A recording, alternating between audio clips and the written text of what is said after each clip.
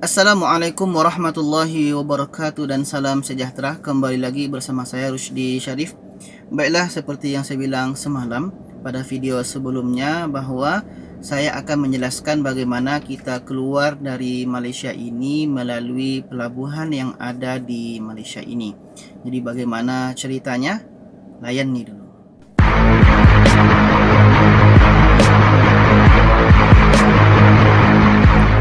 Jadi teman-teman semua, seperti yang mana kita tahu bahawa PKPB dilanjutkan di Malaysia ini sampai 9 Jun.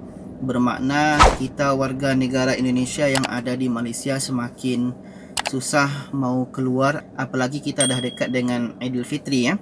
Jadi bagi kita yang juga ingin pulang, kalau dengan penerbangan yang sebelum ini mudah-mudahan tidak ada dibatalkan ya. Tapi saya lihat itu yang dari Johor ke Surabaya, Johor ke Medan. Pagi tadi saya lihat sudah tidak ada. Apakah itu dia cancel atau penuh, saya tidak pasti. Tapi kalau dari KL terus ke Surabaya, KL ke Medan, KL Semarang itu masih ada ya. Yang tidak ada tuh hanya dari Johor Bahru. Teman-teman juga ada yang tanya dari Penang. Penang itu belum ada.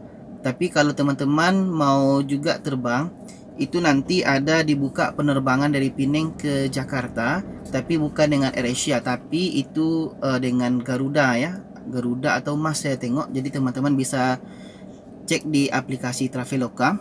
Juga nanti bulan Jun itu sudah ada penerbangan dari Penang ke Jakarta dengan maskapai lain.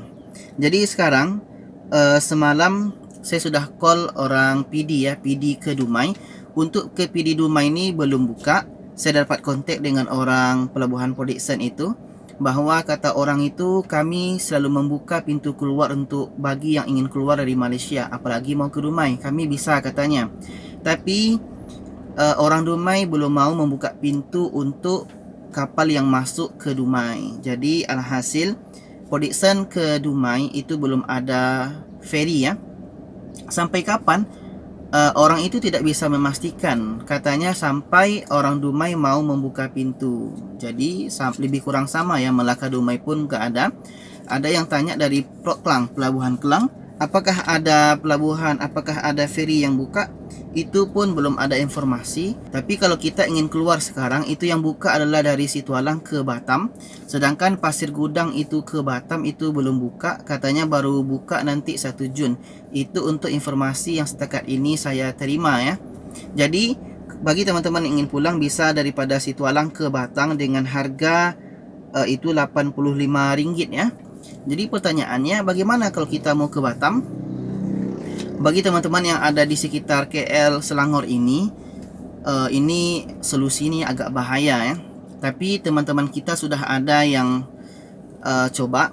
Petang-petang itu mereka dah pergi ke TBS dan katanya bagian malam itu ada bas yang jalan, bas ke Johor ya. Jadi mereka memberanikan diri untuk membuat perjalanan ke Johor. Tapi ini dalam pandangan saya memang risikonya besar. Kalau kita selamat sampai ke Situalang, alhamdulillah. Tapi kalau seandainya sampai di Situalang kita jumpa polis, itu memang agak ribet juga ya. Tapi seperti yang saya bilang pada sebelumnya, kalau kita dokumen lengkap dan tiket pun ada, maka kita akan aman-aman saja di jalan. Apalagi bagi teman-teman yang sudah ada tiket penerbangan ya. Nanti dokumen lengkap, tiket pun ada, nanti teman-teman pergi ke KLIA 1 atau 2 itu aman saja insyaAllah. Mudah-mudahan macam tu. Jadi nanti teman-teman kalau sudah sampai di Situalang akan menyeberang ke Batam. Nanti dari Batam teman-teman pergi ke Pelabuhan Sekupang ya. Pelabuhan Sekupang. Nanti teman-teman ambil tujuan Buton.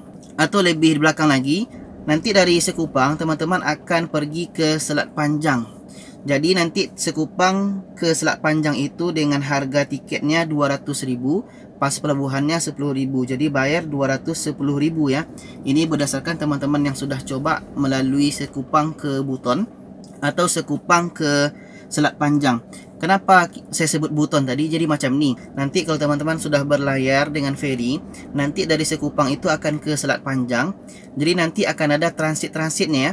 Nanti dari Sekupang akan transit di Tanjung Balai. Lepas tu jalan lagi akan transit lagi di Tanjung Samak. Lepas tu akan teruskan perjalanan sampailah ke Selat Panjang.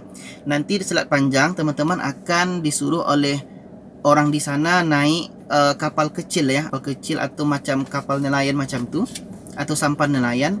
Kalau daerah kami disebut dengan tongkang atau boat lah macam tu ya. Jadi nanti dari Selat Panjang akan naik tongkang itu atau boat itu ke Buton. Dari Buton nanti teman-teman akan menaiki dengan mobil ke Pekanbaru. Bagi teman-teman yang ke Medan bisa pulang dari Pekanbaru ke Medan. Bagi yang ke Jawa, ke Lombok, itu bisa pulang dari Pekanbaru ke Jawa dan Lombok. Jadi bagaimana transport kita? Ketika nanti kita sudah sampai di Selat Panjang itu, teman-teman pastikan dapatkan kontak orang petugas Dinas Perhubungan, supaya nanti Dinas Perhubungan inilah nanti yang akan membantu teman-teman semua. Makanya tadi saya katakan pastikan dokumen kita lengkap semua dan pastikan tiket kita ada. Ada nanti kartu kuning dibagi, itu mesti teman-teman simpan ya. Karena itu nanti akan jadi bukti selama kita di perjalanan. Saya ulang lagi, ketika teman-teman sudah sampai Selat Panjang, nanti teman-teman akan jumpa dengan Dinas Perhubungan, dapatkan nomor kontak mereka, pastikan mereka bisa membantu teman-teman semua. Karena selama ini saya lihat perjalanan teman-teman yang sudah sampai ke Pekanbaru itu, mereka dibantu oleh Dinas Perhubungan sampai ke Pekanbaru. Kenapa? Karena nanti dari Buton ke Pekanbaru dengan mobil itu akan ada PSBB ya. Siapa yang masuk ke daerah Pekanbaru itu tidak boleh, memang disuruh patah balik. Jadi bagaimana kita bisa lewat? Nanti Dinas Perhubungan inilah yang akan bantu kita masuk ke Pekanbaru.